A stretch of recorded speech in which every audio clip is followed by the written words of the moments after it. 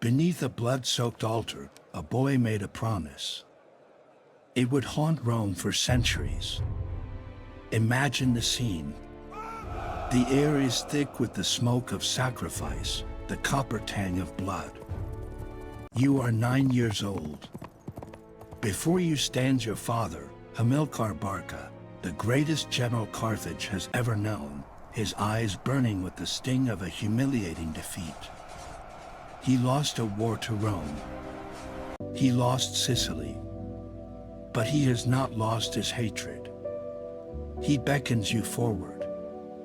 He places your small hand upon the still warm entrails of the sacrificed animal and demands an oath.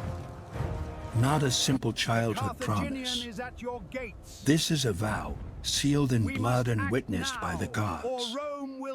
You are to swear that you will be an enemy of Rome forever.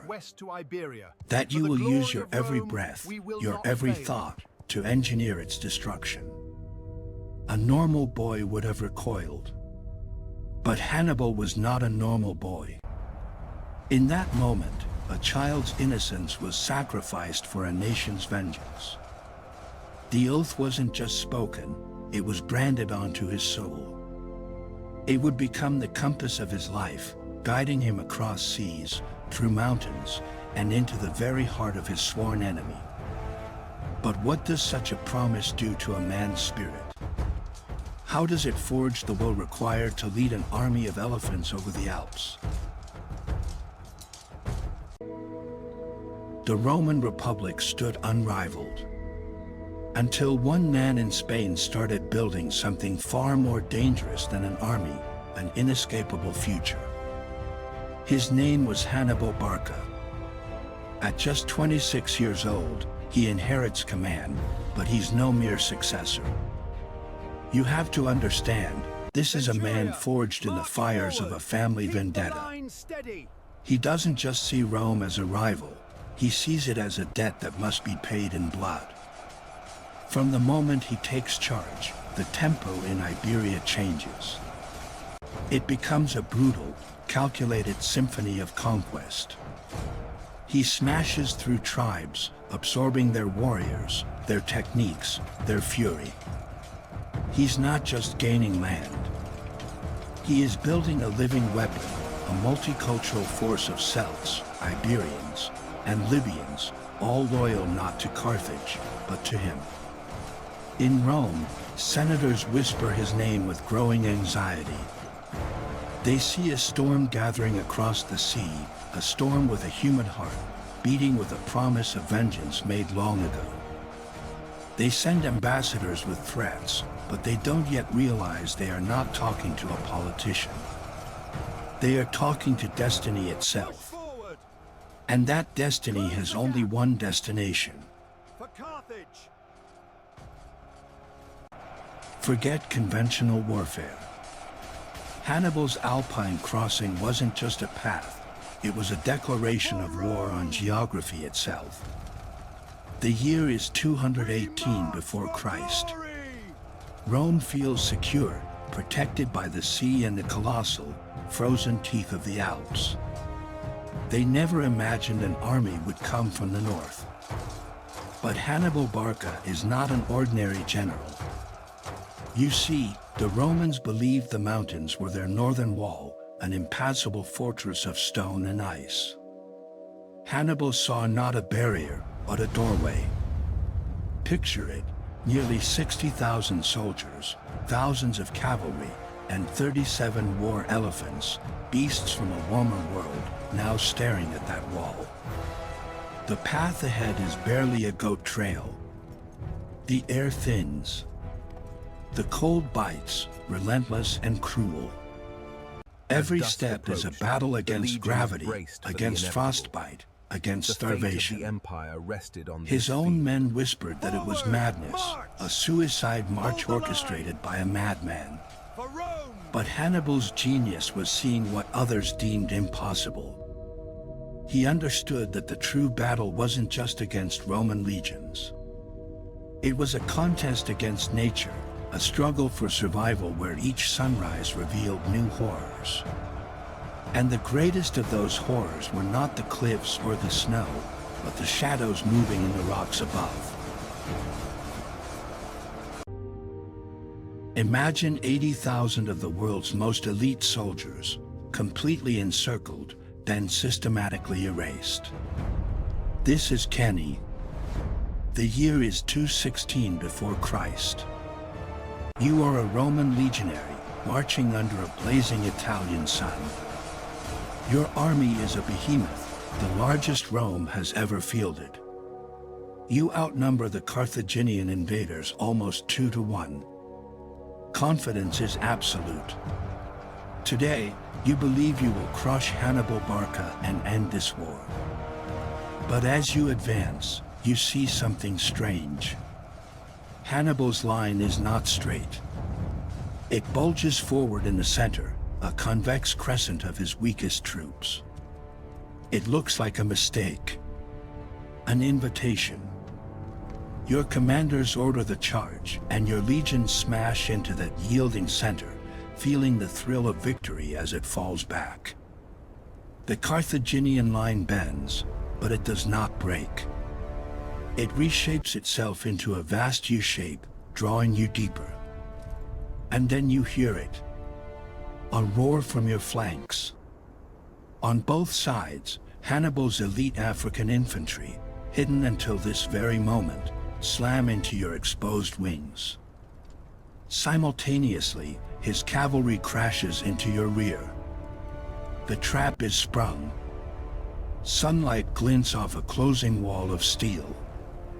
In a single afternoon, tactical perfection is achieved, and an army is annihilated. Rome is brought to its very knees, its existence hanging by a thread. How could a civilization so powerful possibly survive a blow so devastating? He marched to the gates of history, and then just stopped. What secret weapon did Rome truly wield? Imagine it. You are Hannibal Barca. You have crossed the Alps, shattered legion after legion, and laid the Roman Republic bare at Cannae. The city itself, the prize of the world, lies before you. Your generals urge you forward. Within 5 days, one boasts, you will dine on the capital, but you hesitate. You pull back. The world holds its breath, confused. Why? Because you understood something they did not. Rome was not just walls and soldiers. It was an idea. And that idea was learning to survive. Staggering from the greatest defeat in its history, Rome refused to surrender. Instead, it unleashed its true weapon. Not a new legion, not a better sword, but a strategy of ghosts. A man named Fabius Maximus took command, and he gave a single, chilling order: do not fight. They would shadow your army, harry your supply lines, and cut down your foragers. They would never offer you the glorious battle you craved. This was not war as you knew it. This was a slow, grinding, agonizing war of attrition. For 15 years, you would be a king without a kingdom, trapped in the heart of enemy territory, watching your legendary army slowly bleed to death, not from Roman steel, but from the one enemy no general can defeat, time. Rome was turning your greatest strength, the decisive battle, into your most crippling weakness. They were teaching you a new kind of terror. What if the only way to beat a genius was to become one? Rome's answer to Hannibal wasn't just a general. It was a reflection. And that reflection was terrifying. For over a decade, Hannibal had been a phantom of destruction in Italy, winning every battle but unable to land the final, killing blow. He was a monster trapped in Rome's backyard. But while the old guard of the Senate threw armies at him to be butchered, one young man They was have watching, crossed the mountains. Rome studying. is vulnerable. We His underestimated name was his Publius speed. Cornelius The legions Scipio. will not arrive in time. He understood a terrifying truth the elders could not. You don't beat Hannibal by playing Rome's game. You have to play his. So Scipio proposed the unthinkable. He told the Senate to forget Hannibal in Italy. To the oarsmen! Let him wither. The real Fire on the war, starboard he side. declared, would be Brace fought for on impact. Carthage's They are going own to ram doorstep, us. in Put your backs Spain, into it. and then Africa Drive us itself. forward! You can imagine the horrified silence in the Senate. It was pure, unadulterated Hannibalic audacity turned back against its creator. They saw a reckless gamble. Scipio saw the only move left on the board. He wasn't just a general anymore. He was a mirror image, and he was about to prove that a reflection can cut just as deep as the blade. Two legends. One field. The clash that changed everything you know about ancient history. For 16 years, the name Hannibal Barca was a whisper of terror in the Roman Senate. The architect of their deepest fears, the man who had humbled their legions time and again. Now, he was back on African soil, recalled to save Carthage from annihilation. But waiting for him on the plains of Zama was a new kind of Roman. A prodigy. Publius Cornelius Scipio. He had studied Hannibal, deconstructed his victories, and learned from the master's own playbook. He brought the war to Carthage's home, forcing the ultimate confrontation. Imagine it.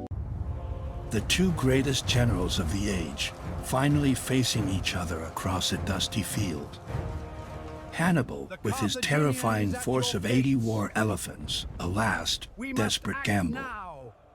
Scipio, with his disciplined legions and a secret strategy designed to turn Hannibal's greatest weapon against him. Before the carnage, they met one-on-one between the armies. A final, futile negotiation. But what truly passed between these two titans, as the fate of the Mediterranean hung on their next move? Because what came next wasn't just a battle, it was the final move in a 16-year chess match. They thought they won. But Hannibal's greatest victory, it happened after his defeat. Here's how. Imagine you are Rome. You've crushed Carthage. You've defeated the man who crossed the Alps with elephants. The war is over. But you cannot sleep. Because Hannibal Barca is still out there. Defeated, exiled, hunted, but alive. He becomes a phantom, a whisper of rebellion on the edges of your ever-expanding world. For 19 years, the most powerful nation on earth is haunted by the shadow of a single man. He advises foreign kings, raises new armies, and masterminds naval battles against your allies. Every setback, every new enemy, you see his hand at work. The Senate obsesses, dispatching assassins and envoys with one simple command: find Hannibal. He forced Rome to look over its shoulder for 2 decades, proving that an idea, the idea of defiance, is far harder to kill than any general. His final victory was not on a battlefield. It was in the minds of his enemies. He became their greatest fear, and in doing so, he became immortal. The question was never if Rome would find him, but what he would do when they finally closed in.